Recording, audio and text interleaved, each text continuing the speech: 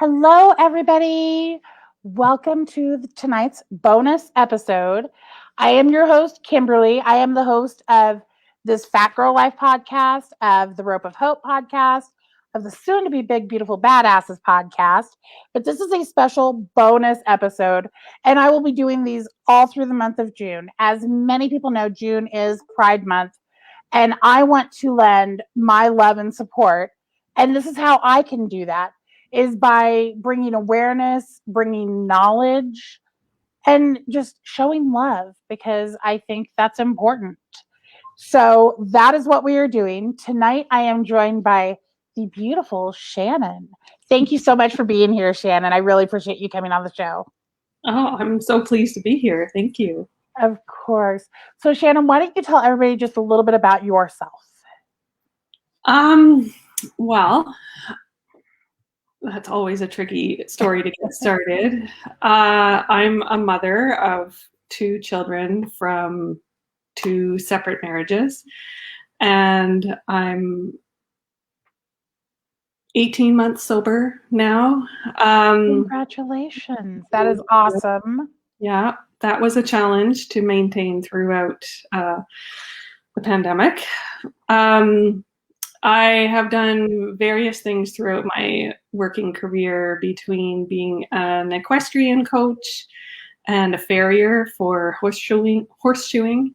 I've also worked in the school systems as an educational assistant and run a home daycare for quite a while until the pandemic locked everything down. And yeah, now I've completely changed my career and I am an EFT or emotional freedom technique practitioner.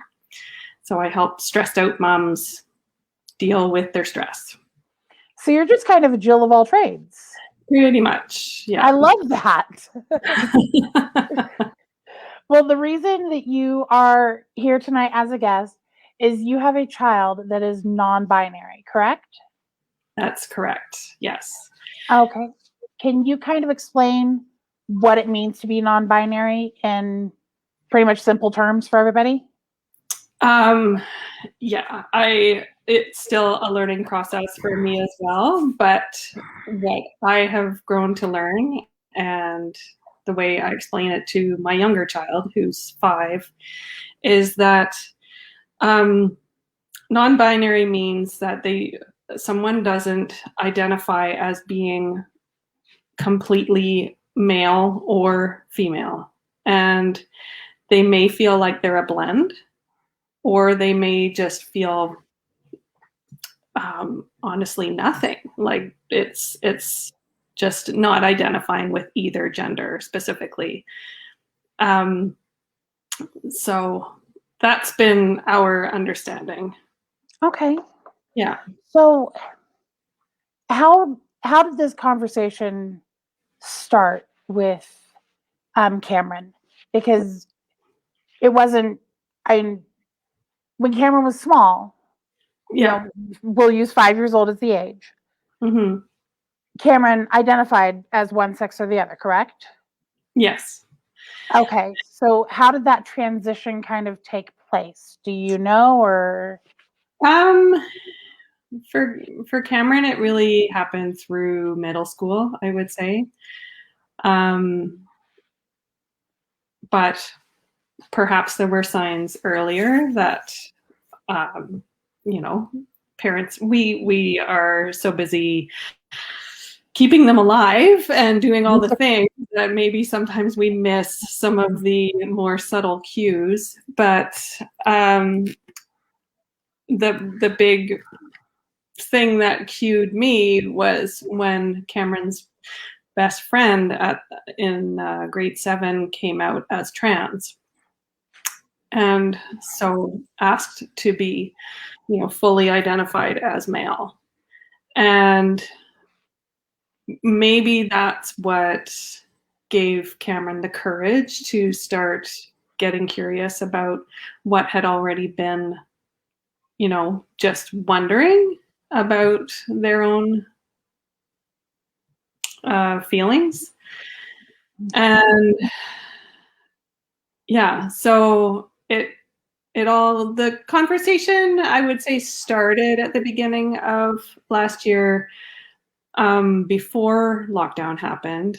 And then for us, lockdown was actually a blessing in disguise because it gave us the freedom to, it gave Cameron the freedom to kind of test it out and see how it felt before going out into the big world again. And so while it was just us at home, and I mean, they were going back and forth from their dad's house to my house. And so they came to me first with a note, because that's kind of how kids like to do it. Like, here's this note. I don't want to say it to your face. Note, and this is what I would like to do. I'd like to try it just with us and then see. So asking for they, them pronouns. And so I communicated with my ex at that point, like, okay, we have to be on board as a team for this. And yeah, it just went from there. So. And you just made a point that I actually meant to bring up earlier and spaced. We will be using the pronouns they, them, because that is Cameron's preferred pronoun. It is not meant as a plural and, as multiple children here. This is what Cameron prefers, and we will honor that. Yes. And I gotta say, that is the biggest stickler that has been for anyone that I talk to about identifying as non-binary, is the pronoun. That people get so, all of a sudden they're grammar experts and they have to tell me that, well, that doesn't work because it's plural and Cameron isn't two people. But in the Oxford Dictionary, it has been happening forever that if someone left their umbrella, you wouldn't assume that 5 people left one umbrella. You would just, oh, someone left their umbrella here. So it is a common pronoun to use for a singular person. It's one of those blocks that a lot of people will put up as their little protest of like, ooh, this is different. I don't like it. But yeah. Well, if I slip, I do apologize. Oh, I will freely admit I am still adjusting to pronouns. I admit my naivete there. I am still adjusting to pronouns. I am trying very, very hard though, and it's something that I actually was like really focused on today. Like all day as I was preparing for this, I was like, okay, I have to remember to use they, them. I have to. That was like my one thing that I wanted to make sure that I did not. Yeah. Because I don't want to disrespect Cameron in any way, shape, or form. Thank you. And that is the sign of a true ally, is just wanting to do their best. And yes, we all slip up. It's been something, for Cameron's whole life. I called them a different pronoun. So yeah, it's taken a lot of practice. But I've learned also that it's best, rather than making a big deal of it, if you make a mistake, just like, oh, okay, and carry on. Because every time we make a mistake with a pronoun and then make this big fuss of like, oh, I'm so sorry, it then puts the pressure on the other person to make this big deal of forgiving you, when really it happens. It happens. And they're dealing with this all day, every day, of explaining. So just let it go. One thing that you had kind of commented on a little bit ago was that one of their classmates had come out as trans. Yes. So did that make you think things easier as far as being able to come out per se? I mean, is it with non-binary coming out still? I think again, I've got questions that I don't know the answer to. yeah, genderqueer is another way of referring to non-binary. So, Okay. and honestly, these terms are continually changing and upgrading, and there's so many more than just gay and straight and non-binary. It's, yeah. And I freely admit, like, and when I was growing up, you had gay, straight, trans. Yeah. There really wasn't, bi was thrown in there. Yes. Yeah. There wasn't a whole lot more than that, though. And I think as a society, as we're becoming more accepting, people are able to explore that more. And that's where some of these different branches, so to speak, of this tree are coming into play. And I think that's an amazing thing. I think it allows for so much more authenticity, so to speak. Yeah. But did it make it easier for them with having a friend who was trans? It definitely, it brought them into that community. It happened when they started middle school, and we're lucky that our middle school has a great diversity club, they call it. So they meet once a week and have support from a few teachers, and it's a safe place to have conversations. And it's not only for members of the LGBTQ plus community, it's for their friends who are like, I don't understand, but I want to support you. And yeah, so it definitely made it easier for Cameron. So are clubs like that common throughout? Do you know if that is a common thing throughout the United States? Or is it really more individual per school? Well, I'm in Canada, actually. Oh, okay. So, I should have known that. I'm so sorry. Yeah. No, that's okay. It's been a long day. I think it depends on each community, and looking at staff and who's willing to take that on, because you need to have a supportive adult in order to run a program like that. And we're lucky at that school that we do. I'm not sure once they head into high school next year if there is a similar program, but is that something that you'll look into when it comes to choosing a high school? Or well, we don't get to choose one. We only have one. Okay. So, yeah, it's a small town, but even things like the middle school has a gender neutral bathroom and the high school doesn't. Wow. Yeah. So yeah, the middle school has been a lot more progressive that way in making these changes. I think it's amazing that the school has done that. I think that is just so compassionate, honestly. Yeah. Especially middle school is hard enough. Middle school is horrible. I don't care who you are. Yeah. It is probably one of the most confusing times. Even straight white girl here. Yeah. Middle school was horrible. It's confusing. Yeah. You're trying to figure out who you are just as a person, let alone anything having to do with sexuality or anything else. I can only imagine how much tougher that makes it. So to have that kind of support within the school system, I think is amazing. And I commend the school there for doing that. Yeah. So as a parent, how confusing was this for you? Well,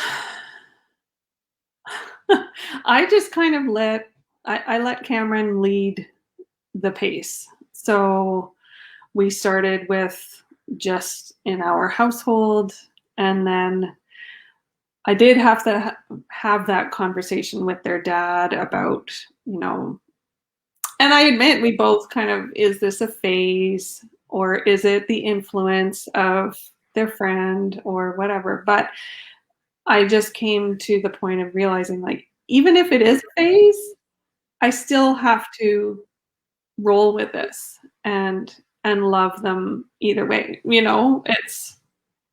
I'm not going to help things by avoiding it. So yeah, it's pushed me to become an advocate, I guess, because every time I'm at the playground with, I have a 5-year-old, and when I had my daycare, having these conversations with other moms, and they would ask me, "Oh, how's Cameron doing?"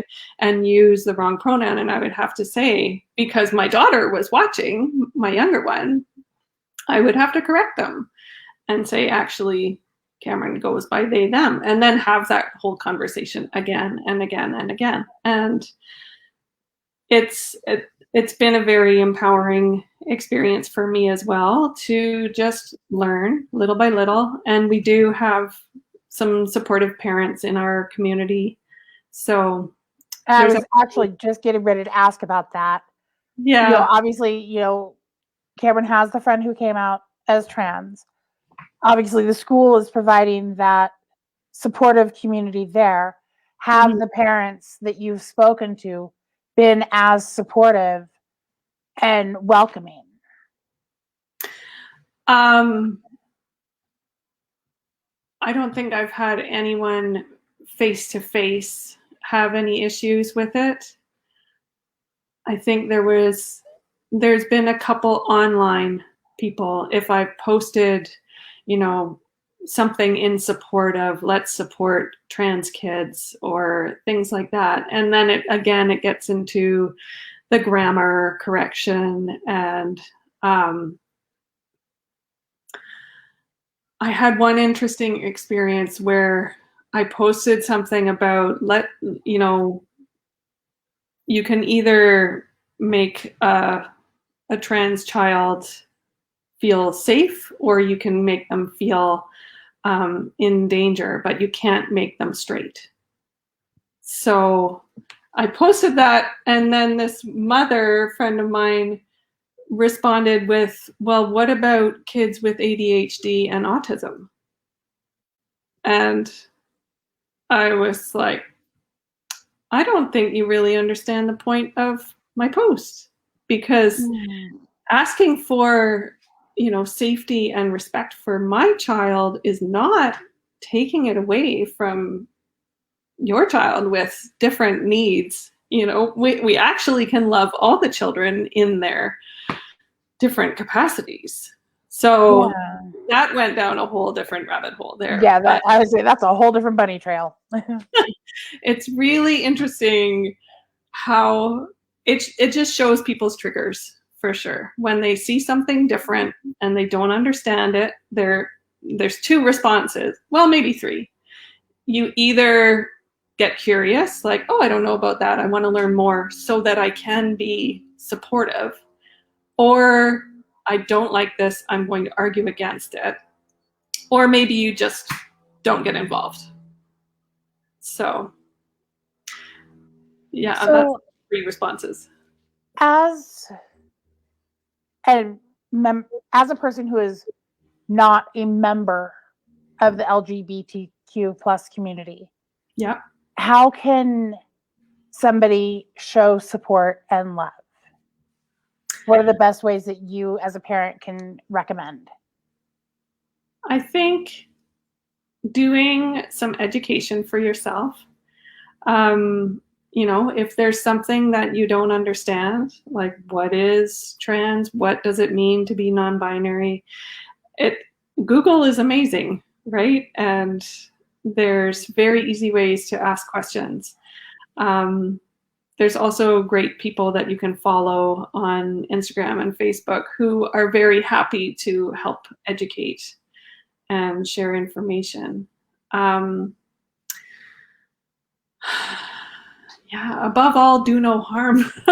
Really, don't force your opinion on someone else. A non-binary person is not trying to get you on their team, so to say.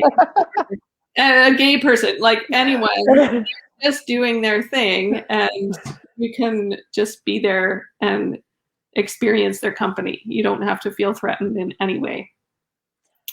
What is the best piece of advice that you could give another parent who is in the same situation?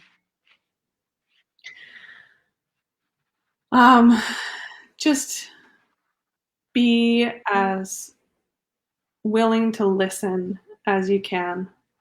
If your child comes to you with any kind of sharing in this way, because this wouldn't have been an instant decision for them to come and tell you. This probably was 6 months at least of trying to get their nerve up. And so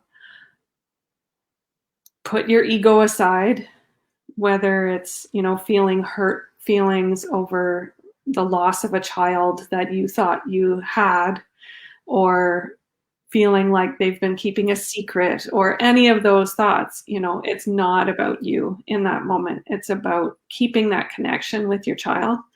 And that is the most important thing, because if you start placing judgment or fear, you're going to lose that connection. And trans children and those in the LGBTQ community are so highly at risk for, hurting themselves and suicide. So it's really important to maintain that communication and that connection as much as you can. Well, Shannon, I want to commend you as a parent, mother to mother. I think what you have done, the love that you've continued to show is just amazing. It's inspiring. Thank you. And you rock. You rock. I'm so honored that you were my first guest through these Pride bonus episodes. Thank you so much for doing this, for not only speaking to me, but to speaking to anybody and everybody who's watching this, and just helping everybody to know just a little bit more, because you don't know what you don't know. Yeah, exactly. And that's why, I did ask questions, because some of the answers to things that I don't know. Yeah. And so I appreciate you being willing to educate me. And I'm so grateful that you have taken time and come on here with me. I do have one final question for you. Okay. Through all of this experience, what is the best thing that has come out of it? The two of us are more connected than ever. I always had a good relationship with Cameron, even through divorce and having to deal with only part-time custody and all of that. I thought I had a good relationship before, but now there's just so much honesty and connection. It's been really amazing. So, well, you are blessed. You are very blessed. But it's work from both of us in order to maintain that. Oh yeah. Yeah. Well, you are a blessed mama. Cameron is a blessed child. And I feel pretty blessed too, just for making this connection. Well, Kimberly, you, by being curious and open to, just admitting that you don't know everything and asking the questions, like, that's so wonderful for what you're trying to do here this month with these episodes. So thank you for doing this. Of course, of course. Well, you guys, that is it for the first episode. I have some more amazing guests coming through the month. These are not only going to episode just on the Facebook pages, they will be up on YouTube. They will be in audio format. They will be on Instagram. They will be on my webpage. So It will be available all over the place. I hope everybody has a wonderful night. Remember, you guys, just love each other. That is ultimately the message of these bonus episodes, is just love each other. Because love is love when it comes down to it.